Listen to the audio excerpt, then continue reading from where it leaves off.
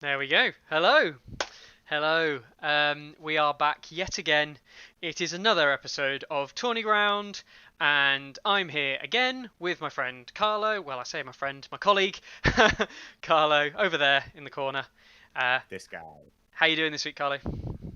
Uh, feeling good. Finally, had a chance to fix a few things on the website, do a few things that people have been asking for quite a while, and a few things that just got asked today. So yeah, all good in the world of coding.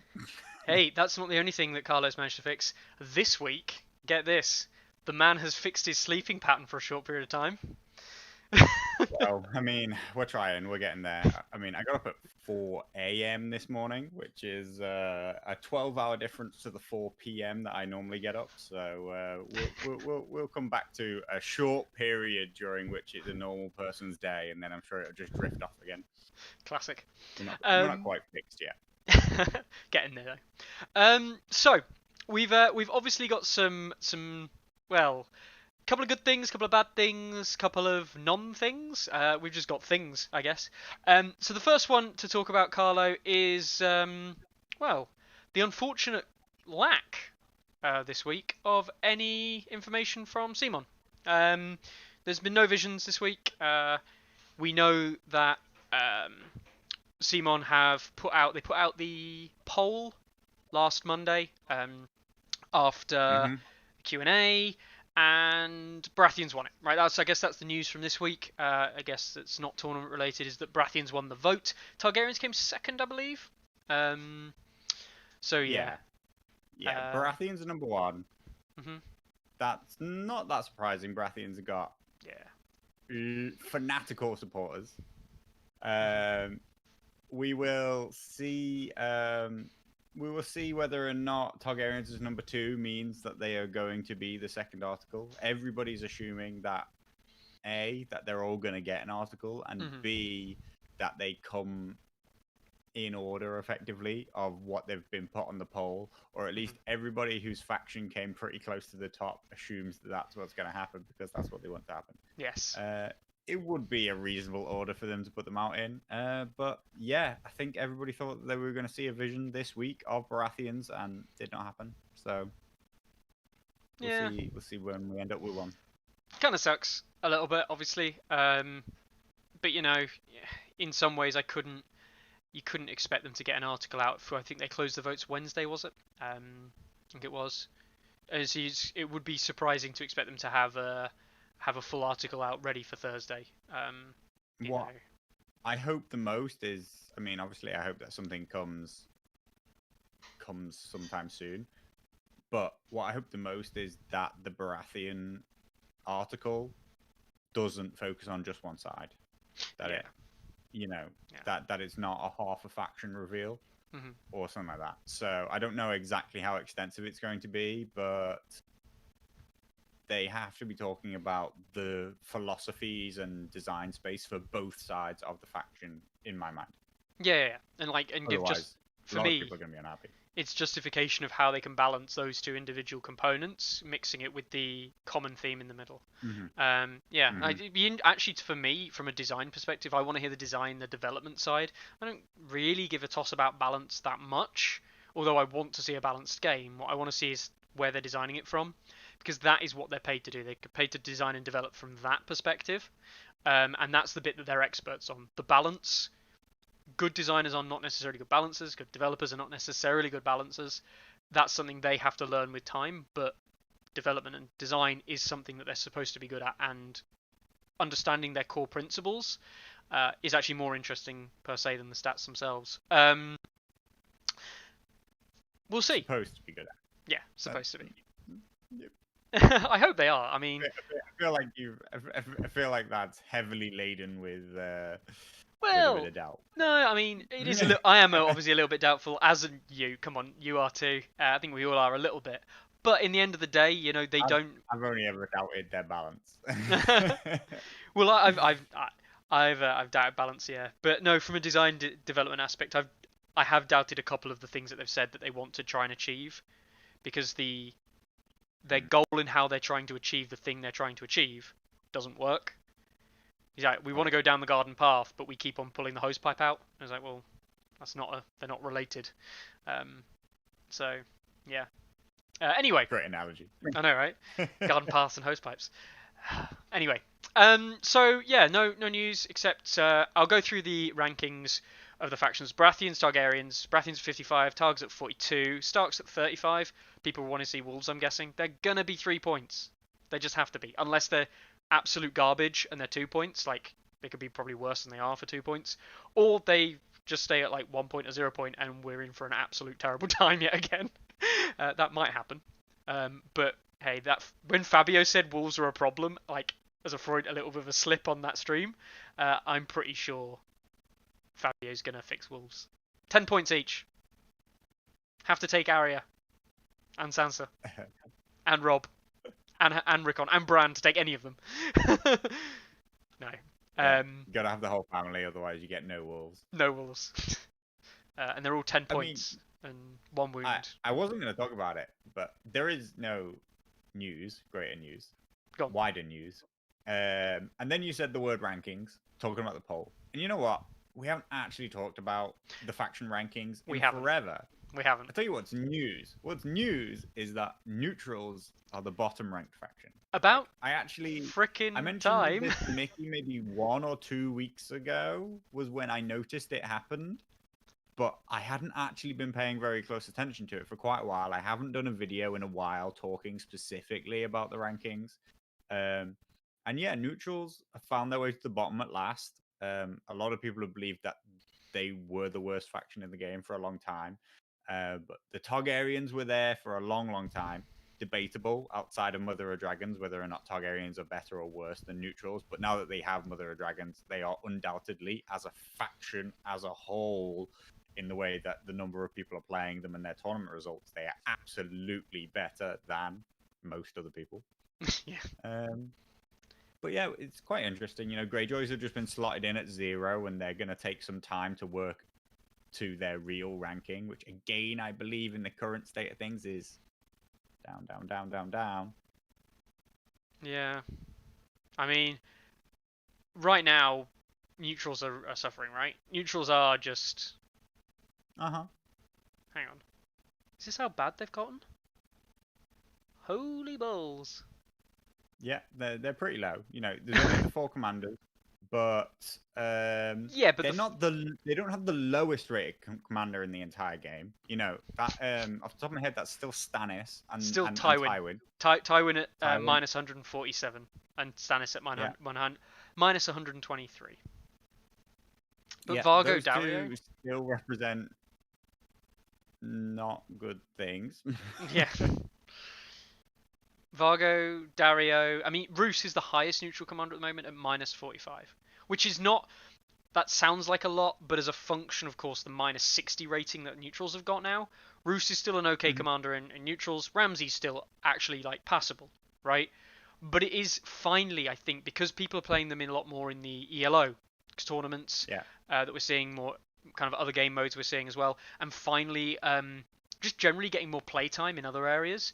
They're finally kind of like sinking in the way that we've expected them to for some time, and the only reason they haven't is because people never played them.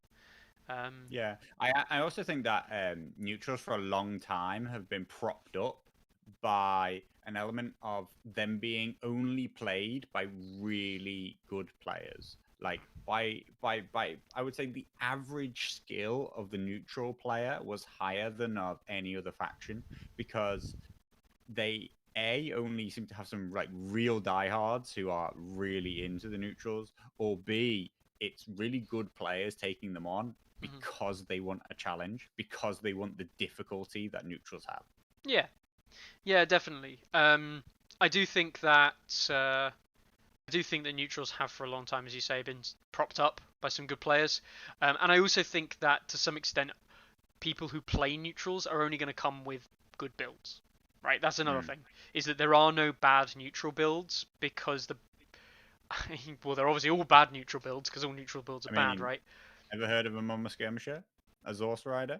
Well, no, I have. But the point is 1.7 2021.7 hasn't arrived yet, Mickey. Yeah, I know, but skirmishers are still terrible. Yeah, Source Riders are still terrible. Vargo is still terrible. But the point I'm trying to make is that they were so obviously bad that they just never made it into tournament lists, right? Sure. So Okay. so you didn't see the bad neutral builds because it was so clear, like, this is just terrible. Like, then no one would run them because they were obviously bad. And that's actually part of the problem as to why they weren't at the bottom for so long, right? Because Yeah. no one would run them because they were bad. Yeah. So you look and go, oh, neutral Mama Skirmishers have got like a 50% win rate, and you're like, yeah, they've been played twice. It's the fact that One the pick win, rate, one loss. it's the fact that the pick rate is like, 1 in a billion games. That's the problem. I mean, going right back to the Masters of Westeros tournament, neutrals actually had the highest average finishing position and the highest win rate of all factions. They were only entered by 2 people. Yeah. Out of a 100-odd player tournament, entered by 2 people, and they came 10th and 11th in the entire tournament. Yeah. No, they weren't in competition in the running to win the event because they both lost 2 games out of 7, but they still won 5 out of 7 games, both of them. And when you compared that to the average finishing position of a Stark, the average finishing position of a Free Folk, they were so much higher than everybody else that it was actually very impressive and tells you a lot about the skill of those 2 people who went for it and entered neutrals. Definitely. So yeah, neutrals have finally collapsed, which is, as I say, it's a sad thing to see, but it's probably a good thing. It's probably a good thing because it's finally a bit more representative. Really. Yeah. Baratheons and Lannisters. I mean, everyone's kind of recovered a little bit, and this is the biggest takeaway from obviously the World Cup being one of the only real events that's running at the moment. The biggest influx of data is from World Cup data. And Baratheon Lannisters and Night's Watch are all... I mean, Night's Watch has languished a little bit. But in general, they're all basically set up... You can effectively call it the same ranking. It's -15.5 down to -18. You know what I mean? Yeah. The difference is... They could swap on any week. Yeah. They're all the same. A given game is close enough for these guys to swap. Yeah. So the point being is that Night's Watch, Lannister, Baratheon, I think everyone agrees, kind of languishing away. Now, we'll ignore Greyjoys for the moment, I think, because Greyjoys simply just haven't played that many games. And new in, barely worth really considering. Targaryen's up there, and Targaryens, as you said, they're propped up by Mother of Dragon. I mean, look at this. Mother of Dragon sitting up at 140 points. She's solidified herself. She's solidified herself as the 3rd best. We are seeing Harmastire and Mance pulling up the Free Folk yet again. What's interesting about that is that Free Folk in general are not actually doing that well in the World Cup. But... Okay. No. Well, they're doing... In Europe, they're doing okay. They're doing all right in Europe. I'm already doing doubt face, right? Like, yeah, you're already doing doubt face. That's complete. Okay, I'm just gonna go and drop a bomb on that, which is they have the highest win rate in the regionals in the North America regional, and they have the highest win rate in the EU regional. How can you tell me that Free Folk are doing bad in the World Cup?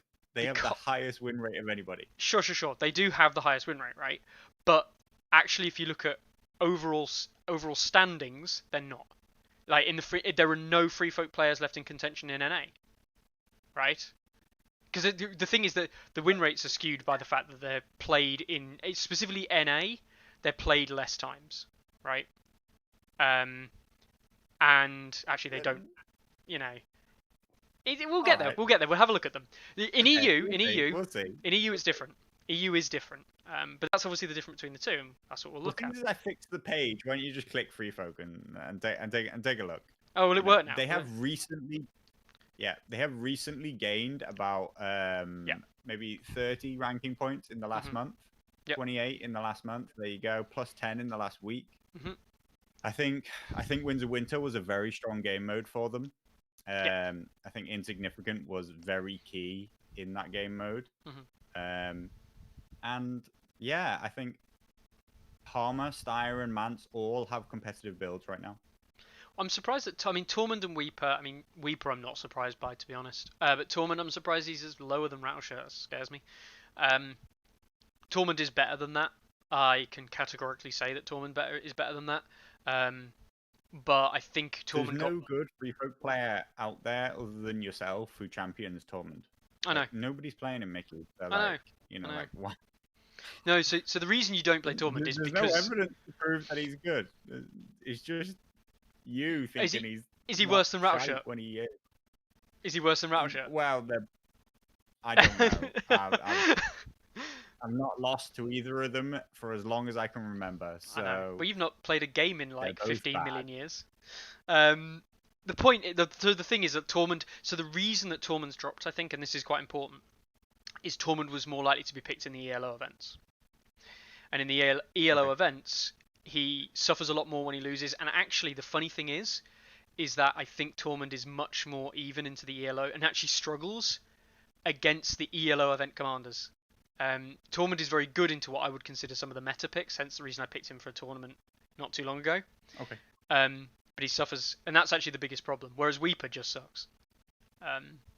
He used to be really good, but yeah, it's just dropping. But anyway, so we see a win rate of overall 56%, right? 56.38 is their global win rate. Mhm. Yeah. Let's have a look at, because Starks is obviously a different story entirely. Starks are currently plummeting. Now, there's a lot of reasons for that. People losing with Starks to people like Andrew Estamont. People losing with Stark. People losing with Starks. It's weird, right? It's weird because we all knew going into the World Cup that Starks was the strongest build, or Starks widely considered the strongest faction. But Okay. you know, just hasn't materialized whatsoever in any of the rankings. Do you think that's because people have built anti-Stark lists? I think people are always building anti-Stark lists. Yeah. So there are two things at play here, right? There is the factional ELOs Mm-hmm. are representative of all games played by that faction, right? Yeah, yeah. And one of the things that is bringing Free Folk right up to the top is that Free Folk are currently being played by Harmer, Mance, and Styre. Yep. And those three all have good ratings. Mm-hmm. But Starks do see play, despite how dominant Howland and Rob are, and they are up there as the two number one builds, the two number one commanders in the game. They still see significant play from Grey John, Great John. Great John, Brynden Blackfish, and Roderick, and their rankings and their results do not compete with what Howland and Rob are putting out. Mm-hmm.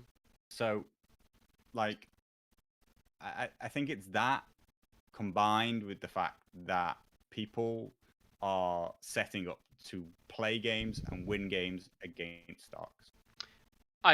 We've got to point out the other big important thing as well from a data perspective is more people are picking them, and when the percentage of a faction rises, its win rate generally decreases. That is a general theme that you'll see through nearly any statistical trend on the site. It's generally true of statistical data sets, because what ends up happening is by increasing the data set, by massively increasing the number of people playing it, you actually drive the data more towards that 50%.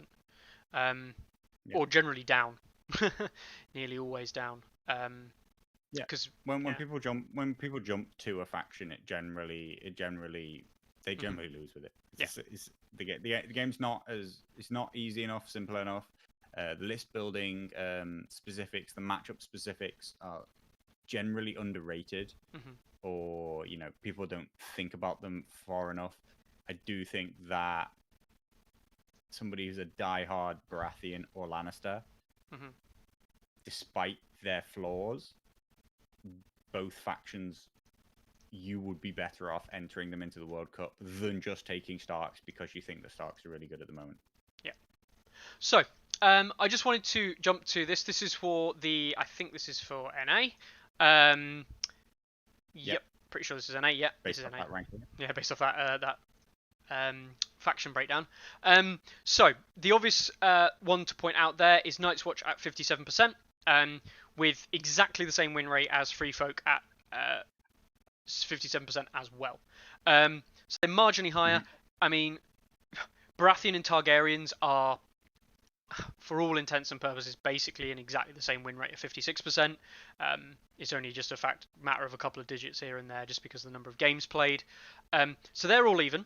You've got Starks sitting at 50%, which you can't quite see on the screen there. Starks sitting at 50%, and Lannisters down at 38%. Neutrals, there is a neutral player in NA, and all credit to him, 0%. Greyjoys, of course, weren't entered. So the takeaway there is that the top 4 factions, Night's Watch, Baratheon, Targaryen, Night's Watch, Free Folk, Baratheon, Targaryen, are all sitting on basically the same win rate. Is Mother of Dragons. Yeah. That's why Targaryens are up there. But the point is that's just over 50%, right? That's what, 33 plus 27, 60%. 60% of the field is getting roughly a 56% win rate. And it's predominantly the other 30 to 40% that's taking all of those losses at the moment. I mean, Lannisters. Those Lannisters and that Lannister and neutral chunk that we see on the right hand side of that graph, they're just tanking losses to everybody else at the moment. Literally, it's literally just tanking losses. You know, and there might be like Endline, for example, in the NA region. He might be doing okay. He might be scoring wins, but the point is overall Lannisters are not doing well. And Starks at 50%. Yeah, Lannisters. I still can't tell you why Baratheons are doing well. Like, I can't tell you why they're doing well. I have no reason to believe that they're actually doing well. You've seen the numbers. I've seen the numbers. No Baratheon will qualify. I'm still there. A week later, no Baratheon will qualify. We've got 2 Baratheons who are on 3-0, and I'm still going to tell you no Baratheon will qualify. So no, it's definitely looking like a Baratheon's eventually going to qualify, but yeah, I don't think that they're competitive myself. So I would tend to agree. I would tend to agree that Baratheons shouldn't be qualifying. But we have to look at why. Why are Baratheons getting close to qualifying? Right.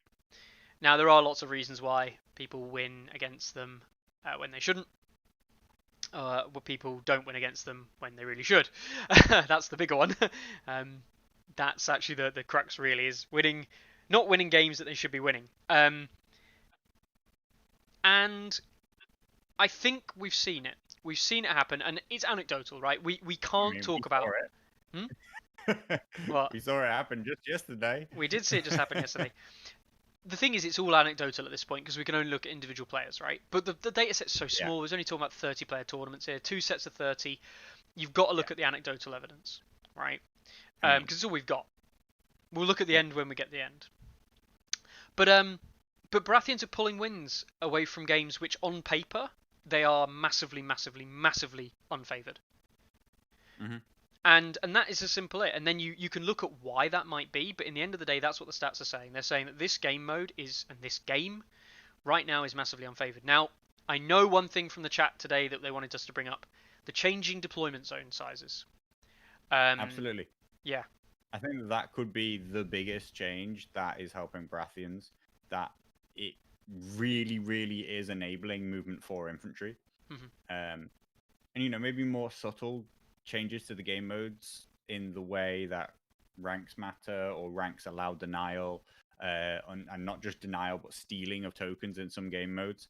So being defensive and being like a tanky unit, its value is increasing. Its value in game modes is becoming less of a hindrance to get to the center of the board, to get games engaged, which is absolutely what Baratheons want. Baratheons, just as a faction, want there to be fights everywhere across the board. A faction like Starks, they want there to be no combat up until the point where they're ready to make a surgical killing blow and just wipe a unit off the board, suddenly capitalize on that ridiculous position that they've gained, and then just swarm people. Whereas Baratheons, they just want it to be a horrible, horrible grind fest from as early as possible for as long as possible.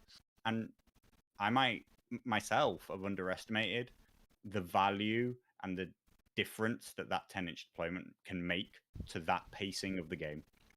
I also will say that from what I've seen of the Baratheon Stark games, I haven't seen them all. I've only seen one or two here, and what I've seen from Baratheon games in general, when people have played against them, is that there is a miscontrol, I'll say, of tempo. Um, in that a player does something where they think they're going to gain tempo, but they don't actually understand what they've done is thrown all the tempo into the Baratheon player's hands, because the Baratheon player now doesn't have to make a play, right? This is the one thing that we say all the time, Baratheons. If Baratheons have to make a play, Baratheons are gonna lose because they kind of can't. There's nothing in their deck enables them to make plays. No. There's no movement mechanics, nothing that helps you push through damage unless you began already engaged, i.e., your opponent already made a play into you, or anything like that. So, Baratheons, when basically tempted to make the first move, nearly always fall apart. Yeah, but we've seen it. We've seen it where Baratheons have been given an opportunity to make a move, and when Baratheons start making moves, they have the counter swing. They have so many things that can punish you. And it's one of those things, once you start going down a little bit to Baratheons are really good at holding that. They're really good at holding a small advantage. And I think that's the biggest difference. And we've seen it happen with not just Starks, but also Free Folk. Free Folk suffering into the Baratheons, which in hindsight, anyone who plays that matchup as a Free Folk player knows that not only is the stats on your side, but the game should be on your side. You just have so much control. But I've lost to Baratheon before because I made a stupid mistake early and gave him easy tempo and an easy way in. And then it's really hard to get that game back because you're Free Folk and you don't go through armor quickly. You go through armor when it moves towards you. He makes an interesting point. In addition to the deployment zones, is that the new fixed objective positions in the X, I think, does do a lot for Baratheons.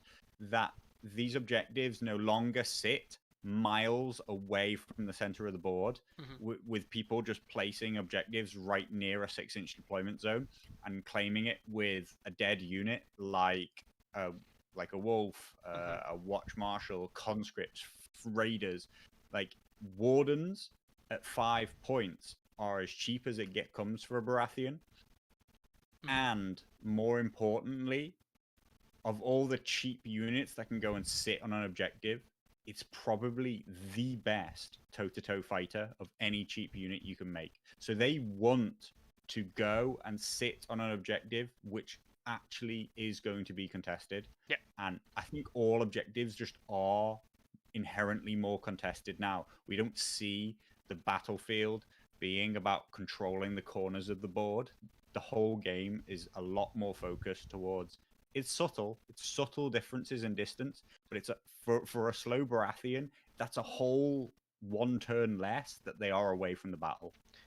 Saying that though, we're 60% of the way through now. You could argue just over halfway through the Gold Cup, right? We've had Honed and Ready, which we know is a traditional Baratheon kind of favoured land because they don't mind about those shots from the walls. We've had Baratheons maybe liking that game mode. But then we've had Dance of Dragons, which is a traditional, like, the moment the Baratheon player starts to go down in Dance of Dragons, it's usually just game over. It's as simple as that. And they have to make plays. They did okay there. Baratheon's problem with Dance of Dragons is generally if they lose the tokens to their opponent, and their opponent, despite being movement 2, starts retreating away from them, then Baratheons sometimes are so slow that they can't re-engage. They can't charge. They do so little on the charge. And sometimes they're so slow that even though you're movement 2, if you retreat away from me, I might not make a charge. If you retreat, if you roll a 6, retreat 8 inches, that's a hard charge for a Baratheon to make 50-50, yeah. So Dance should have been a bad game mode for them. And yet we've seen at least 2 make it through the game mode, and they're right up there as undefeated. Yep. On the other side as well of it, though, we see the last one we saw Winds of Winter, which is an objective game mode, isn't an objective. Some people are saying it's not really an objective game mode. It's more just you can set out with the intent to kill your enemy, and if you go out with that intent, it's actually a kill 'em all type event. Let's actually look quickly at the NA results of this, because the NA results is quite ridiculous from this last round. I think I counted it up. I can't remember the exact numbers, but I counted it up and saw something like, yeah, there's 1, 2, 3, 4, 5, 6, 6 crushings sorry, 6 destroyed all enemies from 14 tables. That's Okay. about 50% of the field is just killed everything. That's quite damning in a way. It's interesting. Hmm. It tells you if you can deny like at least some victory points along the way, could people not just do that in every single mission? Like, why isn't every mission, considering every mission is now a 6-inch deployment, and nothing 10. about Winds of Winter gives you, sorry, everything's a 10-inch deployment now, and nothing about Winds of Winter makes you inherently more killy. Nothing actually amped up your damage. Not a thing. Why aren't people just wiping each other out 50% of the time anyway? And I think that is just the mentality that people are coming into the game with. People see Winds of Winter as this game mode where they're like, okay, I can't win on objectives, therefore I'm going to, from the outset, set out to win the game by killing my opponent. And I think that actually, if in these games, certain matchups just decided to do that anyway, they'd wipe each other off the board half the time. Yeah, no, definitely. What's interesting, I think, is it pushes people to make those decisions. Though, they're pushed to make a decision. Can I wipe the enemy, or can I win on victory points? Whereas some factions are sitting there thinking, no, I'll win on victory points, and it's all about outlasting. We saw that in Brett's game, for example, against Ray, Ardik Math. Ardik Math set out with the intention to win the game on victory points. He had no intention of killing Brett. He did kill some of Brett's units, but he didn't intend to kill Brett. He intended to win on the game victory points, and he nearly lost. Right, he held on, and he only had 1 unit left. And that wasn't the only game we saw like that. We saw multiple games across the board. We see Claw Griffin, which is a 9-7 win for Griffin, except he loses his last unit. Yeah, we see Ardik Math Brett, which is a 13 win for Ray because he held on to his last unit. We see N-Line versus Tobo Mott. N-Line won the game 10-6, but Tobo Mott, with his last activation of the game, kills N-Line's last unit. Yeah. Like, I wonder if maybe it should more be considered that in most other game modes, once someone's in the position where they could destroy their opponent, they don't chase the victory by that, because they know that instead they can just secure up the objectives. If they have advantage on the field, they don't try and push it into a wiped opponent off the board.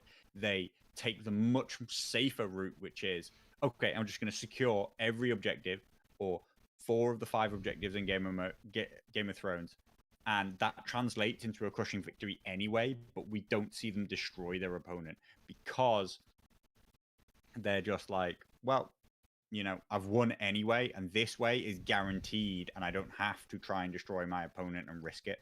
Yeah, definitely. And it's you know, Jesse saying there, I know this game was input wrong for table 12. They got the victory points wrong way around. But Jesse, again, another person who was down on up on VP but lost his last unit. So it says a lot to me as well about this risky style of gameplay, that perhaps people are risking more trying to score victory points because they're not sure when they're going to score again because of the nature of changing objectives. I think that comes into it as well. Lots of different things there. Lots of different things. That's from NA. Should we have a little look at Europe? I mean, overall, that's like 11 crushing wins out of 14, right? Yeah. Or 7? 14? Yeah, 14. No, yeah. 15. No, 14. 14. Because there's a bye. There's a bye. 14. There's a bye. So one person dropped out. 11 crushings out of 14 games. That is actually ridiculous numbers. Yeah. I don't think it's. I don't think crushing victories are the best game. You know, they're not the best game. We have to think that a crushing win shouldn't be what a game tends towards, and yet we see it by huge majority. Yeah. I know it's a minor gripe, like there are bigger balance issues that should be addressed, but it's just telling of the snowball effect that the game is having, and the way activations are working is probably the largest part of that, which is first person to gain an advantage pushes it through to just gain more and more and more advantage. Yep. The flip side of it, the funny thing is here is that games become crushing a lot more of the time because the player losing has to do more to try and get the game back.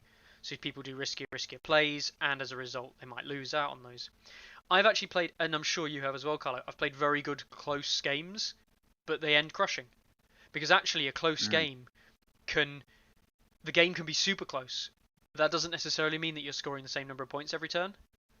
Yeah. And that's actually the biggest takeaway from me is that the points are very granular. One of the least favourite aspects that I've seen people say from Winds of Winter as an example, and actually I see the criticism. I don't know if I agree with it, but I see the criticism.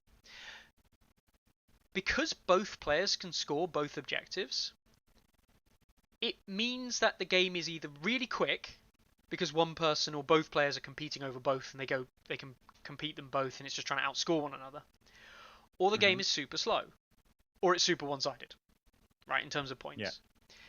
Yeah. And it was more telling than when we saw I think Weasel's game that I watched last night, Weasel versus Rohan, the Free Folk Mirror. Weasel was losing on victory points, just a small loss, a two point swing, which in the Free Folk Mirror is actually quite a lot. But there was ways he could bring that back. But the problem is, every time he was scoring points, it was almost like Rohan was scoring the same number.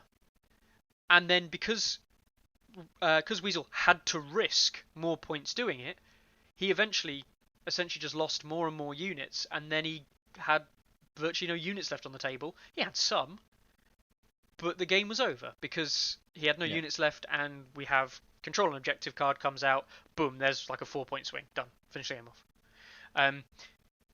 That's actually the biggest tell I saw, was that it made these games where if you go slightly ahead, it made it almost impossible to come back, like almost literally impossible, because there's no way for you to score a point that your opponent also doesn't have the chance of scoring.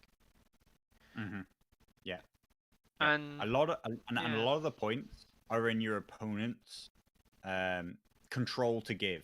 You play an objective which is, if your opponent does this, then you can score a point, right?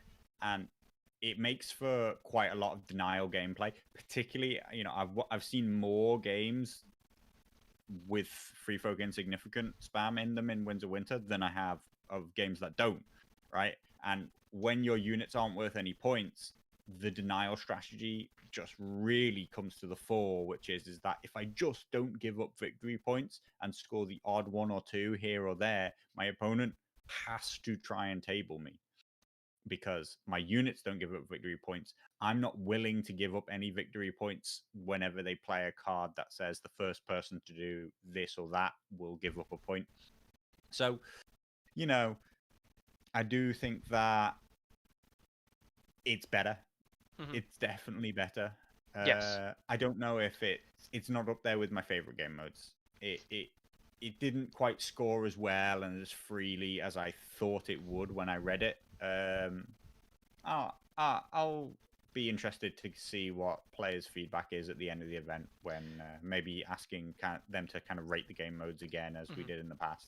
I think people generally enjoyed it more than the old one. I mean, I think it's fairly safe to say that it's categorically just better than the old one.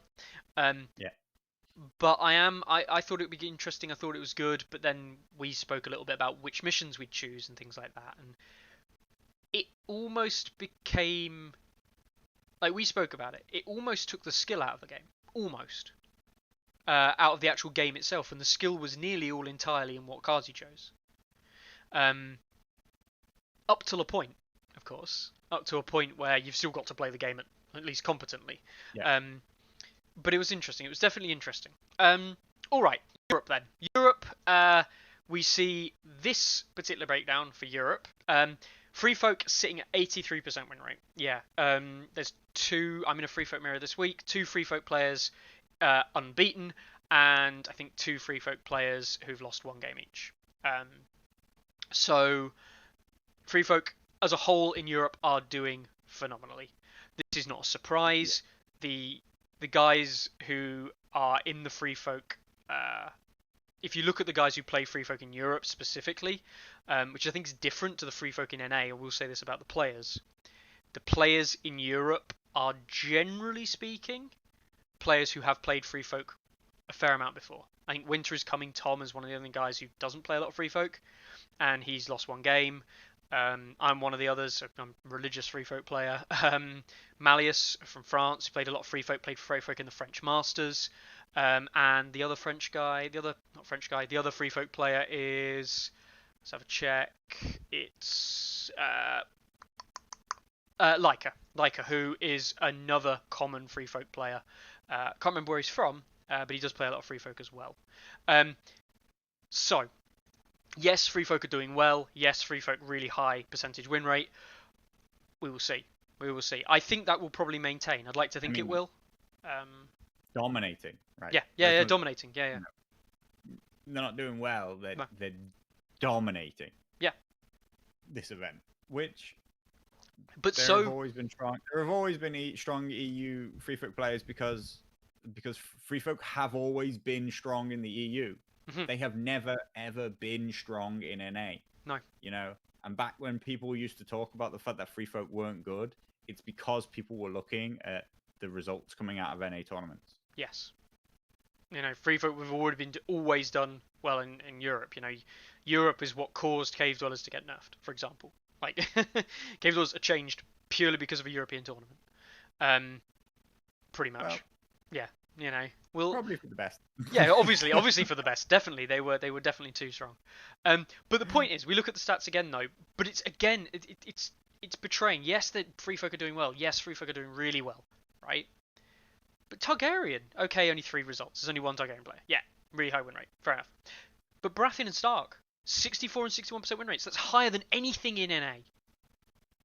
And then we see Night's Watch and specifically Lannister. Lannister in EU with a 21% win rate over 19 games. We thought that having a 38% win rate over 8 games was bad. 21% over 19.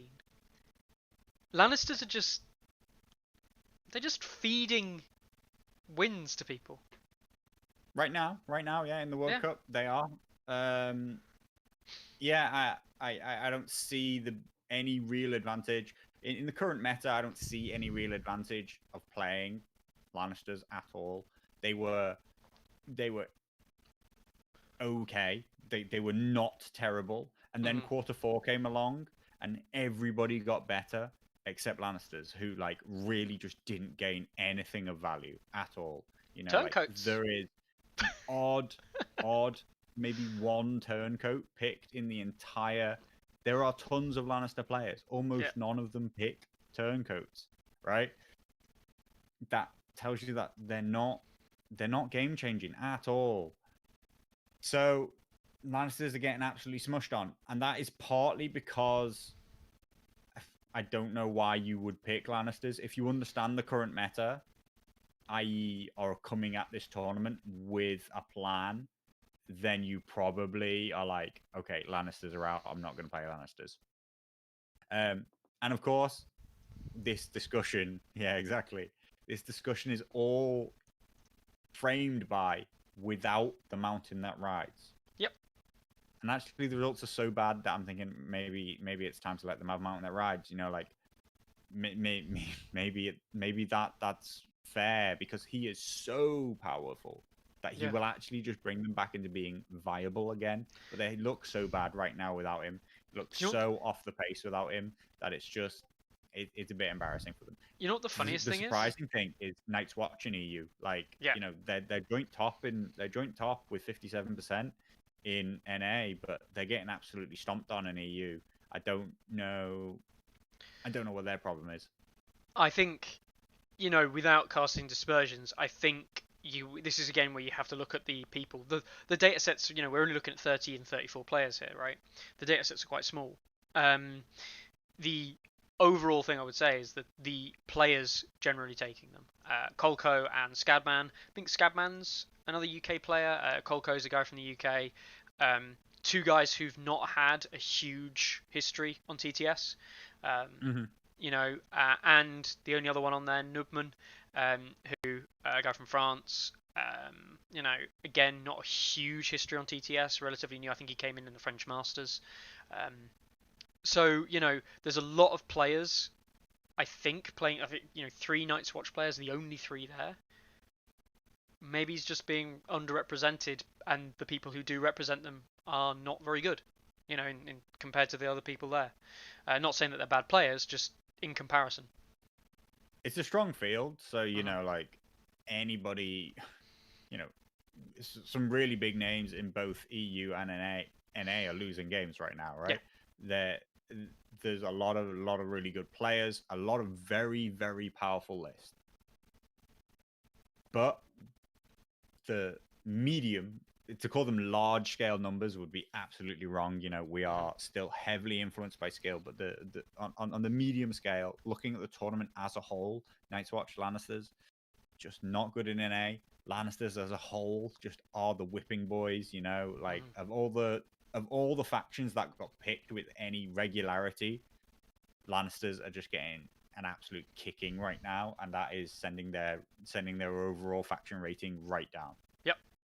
Definitely. Um, we'll see how it goes. We'll see how it goes at the end. I don't know if it will get any better. Um, I wonder if those Night's Watch players will actually pick up a lot of wins against, for example, Lannister in EU, because it's looking like there's a lot. There's six of the. Yeah, okay. So this is crazy. Of the bottom 10 players, you've got all of the Night's Watch players, and one, two, three, four, five Lannisters in the bottom 10. Lannisters make up the. Yeah. So whether or not Night's Watch will pick up some wins there and rise up, I don't think Lannisters will. you know, the best chance Lannister's got of winning right now, is it seems, is pairing up against another Lannister. You I know, mean, Lannister Night's Watch. It's an old favorite matchup, it but is. like, I think the new Watch Marshal tools Yeah. and the like just push things massively into the Night's Watch favor now. Hmm. So everybody's just been getting new tech. Everybody's been getting a bit better, but Lannisters have just stayed a bit too bland and a bit too boring, and just have one predictable, powerful build, which is High Sparrow, Knights Poor of Casterly fellows. Rock, Poor Fellow spam. And then there's a slight variant on it where we pretty much just change our commander. Like, we Yeah. change our commander. We still just run as many Knights of Casterly Rock as possible. And we see maybe crossbows now, or, like, there's variants on it, but like your core components never change at the moment in Lannisters. Yeah. Definitely. So there you go. I mean, that's obviously the breakdown there from a stats perspective, talking about like who's currently winning, and you can't ever disagree with the stats that we present. In terms of like what's actually winning, where we're at with the numbers. You can disagree what it means, of course. Some There people are, just disagree with them on principle, Mickey. Some yeah, some some people people will. just disagree that like Yeah. Um. the whole Some the whole thing's a sham of some kind. The whole thing is a sham. Ah. No. Obviously the numbers are there. We're just reporting on the numbers. We'd love to set them up, but alas, no. What for you? What does it show? I know what it shows for me. For me, the tournament as a whole on this size is still player skill dominated. Yeah, Like, yeah, yeah, definitely. I'm actually more interested. Oddly enough, I'm more interested in what people are picking rather than what's winning, Yes. because at this size, like, what people flood to is almost more representative of what they think is powerful. And maybe even when they're not picking the most powerful thing, say Starks, seems to be people's assumption of what's the strongest. Mhm. Even when they're not picking it, they're often picking lists that are designed against it. So, like, it is interesting. I am very, very interested. I'm more interested by the sheer lack of Mother of Dragons and Targaryen picks by what compared to what we thought we were going to see. Yes. And so it's much more representative of the community's opinion on these things. The reality only comes out over tons and tons of games, but a very good player, and there are plenty of very good players, a very good player will always find a way to make things work. And then it can come down to individual games, can come down to a lot of luck and a lot of, like very, very small things adding up to making a win. But across hundreds of results, when we're talking, once we've seen the entire tournament, once we've seen the knockout stages too, and we start to like put all of that stuff together, we might have bigger ideas about whether or not the game modes have had an impact on things, or whether or not things are actually different now. Lee Teddy makes a very good point, actually, which we didn't think about when we talked about Free Folk there. And I do think that this is definitely telling of Free Folk, and this is, I cannot deny this whatsoever. There are very few bad Free Folk builds. Yeah. Now, what I mean by that is, and Lee kind of sums it up quite well, I reckon if we look through NA and EU, there are builds that we, as people who are very invested in the game, very interested in stats and various things like that, we can look at and we can say, that just probably isn't as good as this. It's statistical perspective, that just isn't as good. We could do that with the free folk lists as well. Like I'm a competent free folk player. I'd like to think I could go through and say there's a reason this pairing doesn't work, or how you could improve it. But there's actually very little in the free folk builds that I see where I can say that is a bad 2-list build, because everybody has abandoned. Have converged upon like a very specific set of list building. Three components. Staples. Yeah. Raiders, trappers, mammoths. Done. There's the odd. I think there's one cave dweller savage, maybe. I think there might be one unit that follows a bone in the whole tournament. Yeah. No thanks. Very, very, very. It's the same. It's almost, despite the fact that they should have so much infinite variety in the options that they can pick. It's almost as predictable, let's call it. It's almost predictable that I could tell you what's going to be in your free folk list as it is for Mother of Dragons. Yes. If you tell me you're playing Mother of Dragons, I can tell you what's in your list without saying it, because there's only, like 21 points is already accounted for. The next 10 is NCUs, and you've got a unit. Like there's two things that can possibly be changed. But despite the fact that every point can be swapped for something else, there's so many options in every category for free folk. You tell me you're playing Harmer, I can pretty much list what your unit, what your build is, right? And we can go through and look, and practically everybody's running that build, and that means that they're all just running really top flight stuff. Yeah. What's interesting about the Starks is that we've seen a ton of new builds, a ton of variety, and people taking the faction in a ton of different directions. And most of them aren't good. Actually, that's the funny thing. Most of those variations on the builds have not worked very well. Well, they're not as high as people thought they were going to be. Let's look at let's look at the Deoxys is running the most traditional classic build, and he's the only unbeaten Stark. Yeah. The only big thing for him that he's gone and done, which big shout out, he runs the dervishes with the survivor list in the Rob list. That's a big play. Big play. But also not something that was definitely like a 9-point combo that was discussed, and whether or not it would be really good. I think it's a little overcosted. It probably is. But the thing is that it's there. Starks have got points to spare. It's there. We look at Rossi, who's also up in the undefeated area as a start player, and again, like it's a 9. He's got 9 points with Eddard, but his Rob list 10 activation Rob list is just like insert that Rob list into anything. You've seen it all before. It's nothing particularly new. Whereas the people who suffered are the people who tried to be a bit different. Larks, bringing the double Howland with that weird 4 NCU thing. It hasn't done him that many favours. Now, admittedly, played against Deoxys, but it's not like he didn't even bring the 4 NCU list into the match that we thought. Bit of a strange one. Well, anyway, we'll see in a couple of weeks. We're getting into a really interesting, exciting point. we're just about starting to say, well, okay, these people aren't going to qualify anymore, right? Like, we're starting to lose a few names from it. You know, there's still a lot to play for like at least the top 20-ish in each event.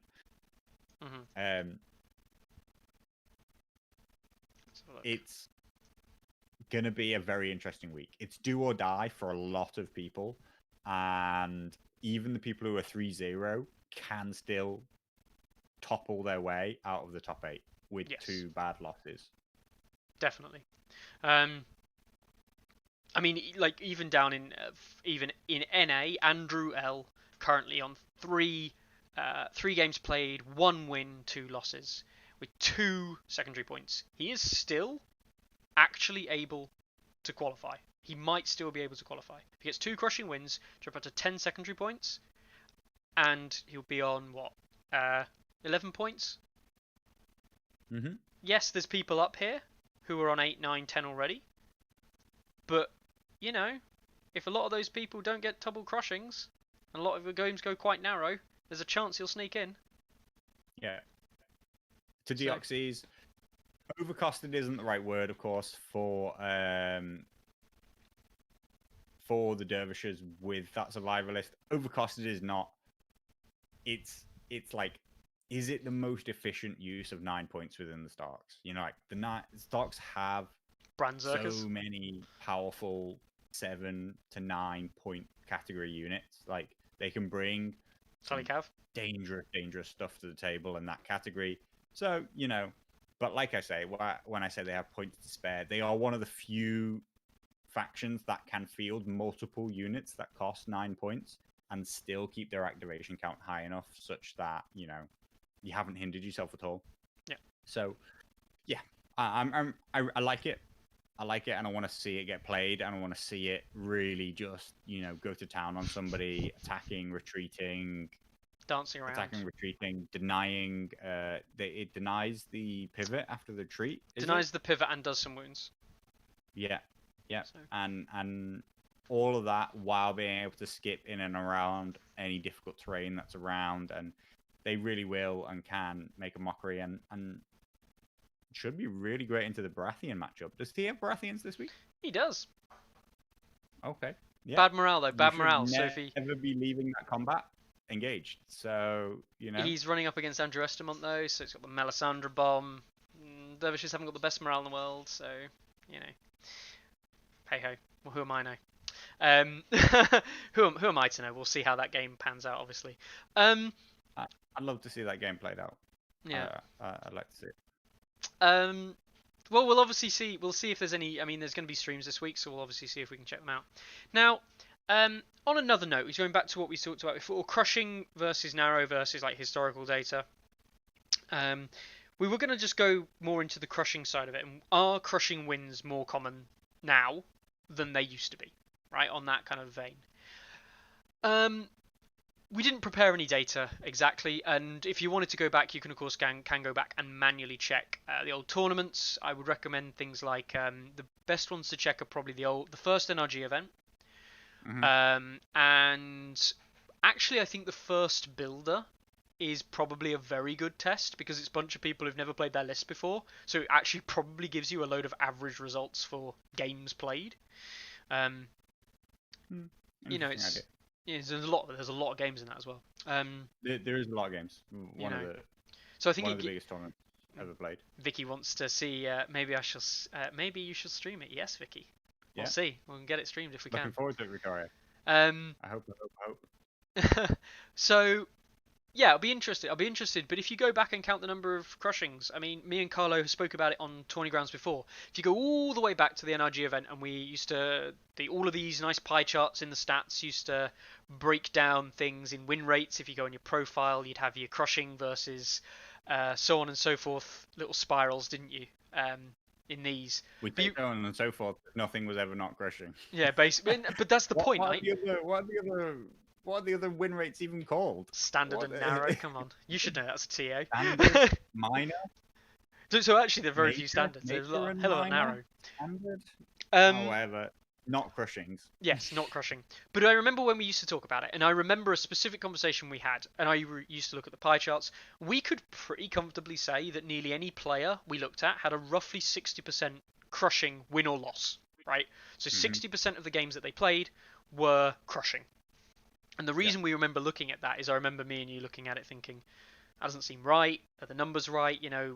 Is there any really a Yeah. 20% chance of it being. Honestly, when it first started coming out, the big question was, are we calculating this right? Like, have I made a mistake? Does it count everything that it shouldn't be counting as crushings?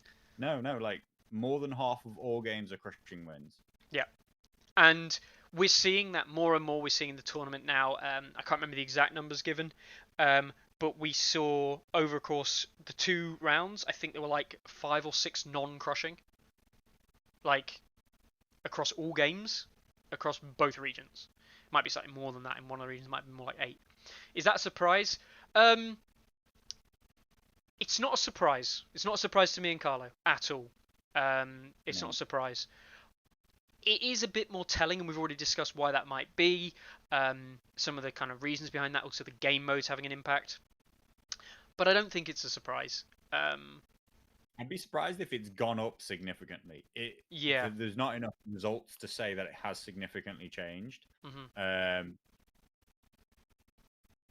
I would be surprised if something as small as the movement in the tokens and the deployment zones changing was enough to cause like an actual knock-on effect that the game had any significantly higher crushing rates. Hmm. Um, it is possible there is an argument there that people see combat earlier and for longer periods, and that Hmm. that leads to more people being wiped out and more points being scored in general. Hmm. But there are also more mechanics to deny objectives and take objectives off each other. So, it, the swings and roundabouts, and I don't necessarily think that the numbers are any different to what we've seen in the past just yet. Yet. Yet. Yeah. No, I would agree. I'm very much on the. I'm on the fence with it. I'm on the fence with it. I don't think it has gone up significantly. I don't think that there has been a significant change, but I am Mm. obviously still going to look ahead and see what we've got coming up, because it's not as simple as just saying that it has or hasn't at this time. Yeah. Um, Pretty sad I though, isn't do it? think, obviously we discussed it earlier, Hmm. a game can be close and be a crushing win. Like it can feel close and result in a crushing victory. Particularly the way things can spiral in the last couple of turns. Maybe just the last single turn resulting in like a massive VP swing. A game can never feel like you had a chance, and yet the victory points might stay quite close. Yeah. But I would say, as a whole, I do think that there shouldn't be as many crushing victories as there are in this game, and that should be a goal Hmm. um, of the way they're setting up the missions, of the way scoring is done in general, Hmm. and and the way armies are designed, I guess. Yeah, I would tend to agree. Um, it's it is interesting. I've actually gone back, and I've gone and found the old my old. Oh wow, this is an old thing. The old tournament spreadsheet. Remember that? From Yep, now I nearly do. 9 months ago. It's The old Excel. Yeah. I won't bring. I'll bring this up briefly just to show you how ridiculous we've come on, how ridiculously far we've come on. From this bad boy. I'll just hide my face Oh, that's quickly. fine. But there you go. Look at that. This is the 2 steps forward, 1 step calculations. back. Yeah. All of the various different tech. I used to be able to calculate whether Renly or Stannis side won. All round data. Oh, God, I love it. Look at graphs and things. Anyway, interestingly, I had listed at the top of each of these the crushing and narrow and standard wins for each round, and I don't remember the game modes for each round. It's probably written down somewhere. But we're looking at win rates of what 21 of the 32 tables, 21 were crushing on round one. This is not like new stuff for us. We see on round two Let's find it here for us. It's 16. Lots of narrows in round 2. I remember that being a bit of a surprise now I think about it. Round 3, I bet you any money you like, this is a load of crushing. Oh look, 22 crushing. It's about 60%. 60 to 66%. And this is a theme that we've seen, and it's still holding true. This one doesn't have it on. I must have deleted it. Or I've hidden it. Maybe I stopped working it out because it wasn't a surprise for us anymore. I think I probably did. But that says it all. You stopped working it out because it wasn't worth working out anymore. Yeah. You know? Yeah. Always been a huge factor in the game. I know one time Carl, actually, when he was doing his fantasy, because when he was doing his fantasy draft for the TSL, he actually, I believe, because crushings were so common and he needed a way to differentiate between what was a big win and what wasn't a big win, because crushings, like, they were so common that you can't just give everybody the same points for them. He actually increased the category in his own scoring system for the fantasy itself, that it had to be at least 6 before it was considered a crushing. Mm-hmm. And so, you know, it tells you that maybe those categorizations aren't right, but I don't think that, like, changing the categorizations improves the game for people. So it's more of an inherent core. Yeah. Definitely. I wouldn't use the word issue. It just is something that exists. Definitely. I have actually gone back to a very long time ago. Do you remember when we used to have those broken down pie charts? I found some images here from that I'd taken for Stannis and Renly, because they would only just come out, really. The hero box had just been released. And we were looking at a Renly side, which had played 24 games, 50% crushing win or loss. 50% over 24 games already. And in Stannis, we saw 12 games, and we saw just shy of 50% crushing win or loss then. Yep. So, I mean, you know, this is old data, yeah, sure, but it's still data. It's still stuff that we can look back on. So, yeah, it's not a surprise whatsoever, unfortunately. Yep. Yeah. So, and this is, yeah, Jesse says there, you can have your opponent can have 9 VP and only 1 unit left. But if you crush, you get, you know, you kill it, you get crushing wins. That is true as well, actually. You get more crushing wins because the killed opponents becomes a crushing. So there's that factor in there as well.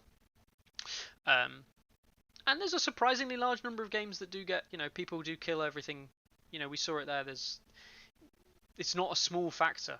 You know, you can generally say on a given round that about 20%, I think it is, I think we worked it out to be, will be crushing wins because of kills purely. But obviously, that's a lot more game mode dependent. We see that fluctuate hugely. Fire and Blood, for example, people nearly always just kill everything in that game mode. Not surprised. Sometimes there's not even 10 victory points on the board if you just kill everything. Yeah, and I think it's a mentality. I think it's what you come into the game intending to do massively sways what the outcome will be. Yeah. Now, I thought before we finish off today, I thought we'd just have a quick reminder of the predictions, because who doesn't like getting some trash talk in with some predictions? So let's head over to Europe and we'll see how the predictions are going. The first one on the list there for Europe. I don't even remember mine. You don't even remember yours. Do you want me to show you yours? Yours are on here. Yeah, so, go on. Yeah, let's go up to. So I've got How am I doing? So you said Bizonko, he's in 6. Chris Eustace, yep. Deoxys, he's in number 2. Larks, just creeping in on 8. Masara, Mazarath, yes, of course I'm at 3. Rossi did at 5, and Winter is coming in at 7. So you are what, 6? Is that right? 6 of 8. Yeah, but you didn't. No one. You didn't get Vicky though. In at number 1. You know, surprise breath. Yeah, but she's not going to qualify. How many times do I have to say? You're not going to qualify. Those big 2 L's coming. Who's my tail there? Chris Eustace. Everyone. Masara. Yeah, I mean Masara's probably a good pick, but it turns out it probably wasn't. Mind you, he's in at 17. He's climbing. Did he win his third game? Did he win his third round game? Yeah, he did. Yeah. He's not out. Okay. No. Could still redeem me. He's got as much chance of qualifying as Vicky has of not qualifying. So, you know. Actually true. That is actually true. Yeah. But so I mean, yeah, Chris Eustace letting everyone down there. We've just got to keep bigging him up, or saying that he's let everyone down because he has. I'm still hanging in for everybody for some reason. Everyone seems to back me, which is crazy. It's because I'm playing Broken Factions, isn't it? That's why. Larks and Rossi, yeah, Larks is hanging about the bottom towards there, but I think it's no surprise. It wouldn't surprise me if he goes on to win the remaining games. Rossi, yeah, still hanging in, doing a good job there with he's another undefeated player. Winter is coming, doing a very good job. Tom cracking on, so he's Bizonko, yeah, doing well. Deoxy's doing well, and then we have got a load of people here who Malleus, whoever thought of Malleus, who I think was Chris Eustace. So that man cannot win a game, but by God, can he protect who will be in the winning brackets? That guy there just propping up Chris Eustace's predictions there a little bit. Plenty of time for change. We'll see. We're getting. It's squeaky bum time, right? Hot end of the tournament. It's squeaky bum time now because if you don't win round 4, squeaky bum time, exactly. If you don't win round 4, you're in for not a fun round 5 because you either have to win it to stay, or you might be able to lose it, but you've got to lose. You're already out. You're already out. Or if you lose it, it's gonna have to be a close game. A really close game. You're gonna have to get as many points out of it as you can. So let's jump over to the US. So we'll look at our Carlo factor in a minute. So for the US, where are we at? We are at Ariakas. He's representing.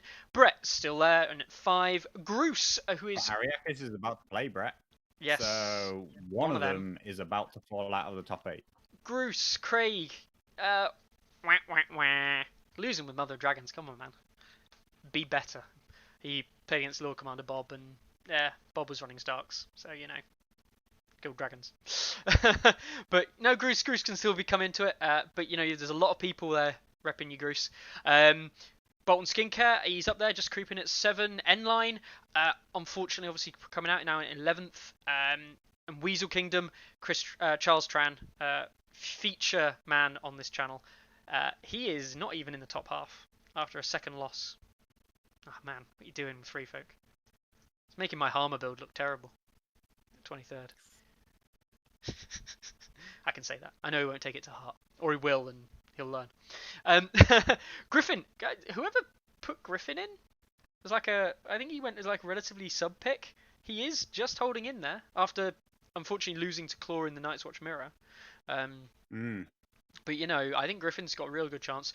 Zero Talk as well. He's kind of languishing there with the one loss with the Mother of Dragons. Might come back up. He's down at 15th at the moment, but very much within striking distance. Lord Commander Bob, he's in at 2. That was a sub pick or anything of a couple of people's picks. And I mean, look at these two. Our Deep Math, Claw, they are the standout picks of the tournament so far, in at 1 and 3 themselves. Wargames ID, Indonesia, giving it a shout out to the Van's guys. Absolutely smashing it. But one of them's fielding Baratheons, so... Yeah, can't possibly win. Can't possibly qualify. No. Then we've got a couple of other people there. Gamma.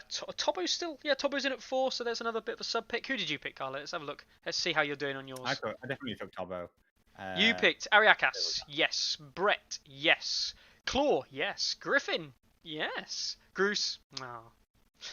Rohan. Gruce will make it back. I've got confidence. Gruce will be there. Gruce will be there. I reckon Gruce will be there. Rohan, not quite as well. Tobo, yes. And Zero, no. So 5 for 8. 5 out of 8, right? 5 for 3. Yeah. I still got confidence. I've got confidence in the Baratheon ability to throw games and the players that I picked to make it through the squeaky bum time that's coming. Hey, it's not about Baratheons throwing; it's about their opponents actually winning. If anything, that's Baratheons. Your opponent's got to turn up and actually beat the Baratheon player. Otherwise, they'll just beat themselves into submission. All right then, so there we go. There's a little update on the predictions. Obviously, there was an extra prediction that was added. I've got Deoxys. I think I did put on here if I remember rightly. It came in a little bit. No, I forgot to put it on here. It came a little bit late, but I will be adding Deoxys in on the last round and opening it because I've not looked at it properly since I copied and pasted it over. So I'll actually reveal that as a little bit surprise pick. He added it at the end of Tourney Ground of the first week, so a little bit later than other people. But we'll see if his was any better with a little bit more information. So, any closing thoughts, Carlo? Any thoughts for the week? Any thoughts for the day? Any players you want to shit talk? Just Carl's right. We are cruel. But We as are. Weasel would say, it is trash talk season. It is. So go beat Baratheons. Make my predictions come true. Don't fail. Don't fail your Berserker panic test. Otherwise, I look like a mug. And everything will be fine. That's really inspiring. Yeah. It's fine. Tobo Mott surely should be able to go and beat Ardeep Math in the US meta. It's running Mother of Dragons into Baratheons. Surely Baratheons lose to Dragons. Surely. It can't happen. It can't happen. We can't have Baratheons beating Mother of Dragons at the top level because if Tobo doesn't win that game, everything then I mean, on the plus side, right? On the plus side, and we'll leave it here, right? Baratheons had great news last week with the idea that they're going to be the first faction article, circling all the way back to where we started. They're going to be the first faction article out, right? Imagine if we hit them with the double whammy, double good news in 2 weeks. A Baratheon player beats a Mother of Dragons player in a serious tournament at the top end of it as well. Both very good players. I am pretty sure we will be punching a huge amount of life into Dragonstone on the main Discord. And Baratheon players everywhere will rejoice. You never know, we might even get Stannis, 1000th Lord Commander, appear from his hidey hole in Spain to make more than a couple of Blackfield comments. I think it'll take more than somebody else winning with Baratheons for Stannis to feel good about them again. But we can try. I'll hang up my my ability to predict any outcome of any game if Baratheons win that one, because for the first whole month that we had Mother of Dragons on the site, all they did she was had win. 100% win rate against Baratheons, and I'm not talking about an insignificant number of results either. There was a pretty significant number of people taking Mothers of Dragons on with Baratheons. Yeah, what are our stats at now? Should we just have a little? I thought we'd peek in. Yeah, let's see what MOD has versus Barras. 89%. 89% win rate. Now, Claw is Ardeep Math. Yeah, Ardeep Math. Ardeep Math showed that he is a very good player when we watched that game, but still, the stats don't lie. MOD has to win this game. Calling it here. We will be back next Monday, and we will see if Carlo's prediction was right or wrong, and we'll see what news brings us this week. Check out all the other stuff going on. We will be calling in at the ELO tournament run by Makista, the Welcome to 2021, I believe it's called. We'll look at this event. We'll see how that's going. 12 players. We can see the stats breakdown of faction picks. Hey, it's the first tournament that's had Greyjoys on the site. Woo! Got some Greyjoys. Not just one, a couple of them. Yep. No free folk picks because their ELO's too good, which is probably a good thing for a tournament. I like that. And a lot of neutrals. 8%, which is a lot in the grand scheme of things. So we'll see how that one turns out. We'll see how that one goes. I think people are still submitting lists or confirming lists and things like that. The rounds are about to start and kick off. So yeah, we'll be back next week. We'll tell you all the news from round 4. We will tell you exactly how Carlo was wrong so much about Ardeep Math versus Dragons. And we will see how Welcome to 2021 is going on. Have a great week, guys. I hope everyone gets their visions at some point this week, and I hope we see some really interesting news about Baratheons. And between now and then, have a great time.